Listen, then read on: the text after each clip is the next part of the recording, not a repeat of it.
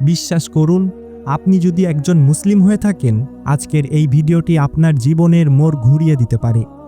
আমি আজ আপনাকে এমন 3টি বিশেষ জিকিরের কথা বলবো, যা স্বয়ং সৃষ্টিকর্তার পক্ষ থেকে আমাদের জন্য উপহার। আর সবচেয়ে গুরুত্বপূর্ণ হলো, এই জিকিরগুলো করার একটি বিশেষ নিয়ম আছে। আপনি যদি সঠিক নিয়মে এই আমলটি করতে পারেন, তবে ইনশাআল্লাহ আপনার রিজিকের দরজা এমনভাবে খুলে যাবে, যা আপনি কল্পনা করতেও পারবেন না। আমি কোনো রূপকথা বলছি না, আমি বলছি সেই শক্তির কথা যা পাহাড়কেও ধুলোয় মিশিয়ে দিতে পারে। ভিডিওটি 1 সেকেন্ডের জন্য স্কিপ করবেন না, কারণ প্রতিটি কথা আপনার অভাব দূর করার একটি চাবিকাঠি। মূল জিকিরে যাওয়ার আগে একটা কথা খুব মন দিয়ে শুনুন। আমরা সবাই টাকার পেছনে দৌড়াই, কিন্তু আমরা কি জানি রিজিক কার হাতে? পবিত্র কোরআনে আল্লাহ তাআলা স্পষ্টভাবে বলেছেন, ভূপৃষ্ঠে বিচরণকারী এমন কোনো প্রাণী নেই যার রিজিকের দায়িত্ব আল্লাহর উপর নেই। তাহলে প্রশ্ন হলো, আমরা কেন অভাবে থাকি? কেন আমাদের পকেটে বরকত থাকে না? এর কারণ হলো, আমরা উৎসকে ভুলে গিয়ে ফলাফলের পেছনে ছুটছি। আমরা আল্লাহর দেওয়া সিস্টেম বা নিয়ম মেনে চলছি না। আজকের এই 3টি জিকির আপনার সেই সিস্টেমকে ঠিক করে দিবে এবং আপনার জীবনকে রিজিকের চুম্বুকে পরিণত করবে ইনশাআল্লাহ। আমাদের তালিকার প্রথম জিকিরটি হলো আস্তাগফিরুল্লাহ। আপনি হয়তো ভাবছেন, এটা তো অনেক সাধারণ জিকির, কিন্তু ভাই, এর ভেতরে যে কি গোপন রহস্য লুকিয়ে আছে তা যদি আপনি জানতেন। হযরত হাসান বসরি রহমাতুল্লাহি আলাইহি এর কাছে যখনই কেউ অভাব, অনাবৃষ্টি বা সন্তানের অভাব নিয়ে আসতো, তিনি সবাইকে বলতেন আস্তাগফিরুল্লাহ পড়তে। কেন জানেন? কারণ আমাদের গুনাহগুলো হলো আমাদের রিজিকের পথে সবচেয়ে বড় বাধা। যখন আপনি বেশি বেশি ইস্তেগফার করেন, তখন আল্লাহ আপনার সেই বাধার দেওয়ালগুলো ভেঙে চুরমার করে দেন। কোরআনের সূরা নূহতে আল্লাহ তাআলা ওয়াদা করেছেন, যদি তোমরা ইস্তেগফার করো তবে আল্লাহ তাআলা আকাশ থেকে প্রচুর বৃষ্টি বর্ষণ করবেন এবং তোমাদের ধন সম্পদ ও সন্তান সন্ততি বাড়িয়ে দিবেন।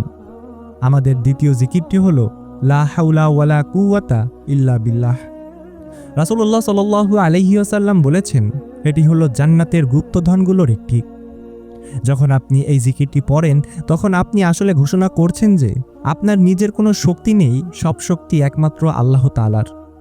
আপনি যখন নিরুপায় হয়ে যান, যখন মনে হয় আর কোনো পথ নেই, তখন এই জিকিরটি আপনার জন্য অলৌকিক রাস্তা তৈরি করবে। এটি পড়ার মাধ্যমে আপনি আপনার অভাবের বোঝা আল্লাহর কাছে সঁপে দিচ্ছেন। আর আল্লাহ তাআলা যার দায়িত্ব নেন, তাকে কি কখনো কেউ অভাবী রাখতে পারে? কখনোই না। সবচেয়ে শক্তিশালী এবং রিজিক বৃদ্ধির জন্য পরীক্ষিত তৃতীয় জিকিরটি হলো সুবহানাল্লাহি ওয়া বিহামদিহি সুবহানাল্লাহিল আযীম। হাদিস শরীফে এসেছে, এই বাক্যগুলো আল্লাহর কাছে অত্যন্ত প্রিয়। এমনকি বলা হয়েছে, এই জিকিরের বরকতে মাখলুকাতকে বা সৃষ্টি জগৎকে রিজিক দেওয়া হয়। আপনি যখন আল্লাহর মহিমা ঘোষণা করেন, তখন পুরো মহাবিশ্ব আপনার রিজিকের জন্য কাজ শুরু করে দেয়। এটি এমন এক চাবিকাঠি যা বন্ধ হয়ে যাওয়া উপার্জনের পথগুলোকে পুনরায় খুলে দেয়। এখন চলুন যাই সেই বিশেষ নিয়মে, যা ভিডিওর শুরুতে বলেছিলাম। এই নিয়মটি না মানলে আমলের পূর্ণ স্বাদ পাওয়া খুবই কঠিন। প্রতিদিন ফজরের নামাজের পর, সূর্য ওঠার আগে অথবা এশার নামাজের পর এক জায়গায় নির্জনে বসুন। জিকির করার সময় মোবাইল বা অন্য কোনো চিন্তা থেকে দূরে থাকুন। মনে মনে এই কল্পনা করুন যে আল্লাহ আপনাকে দেখছেন এবং তিনি আপনার সব অভাব দূর করছেন।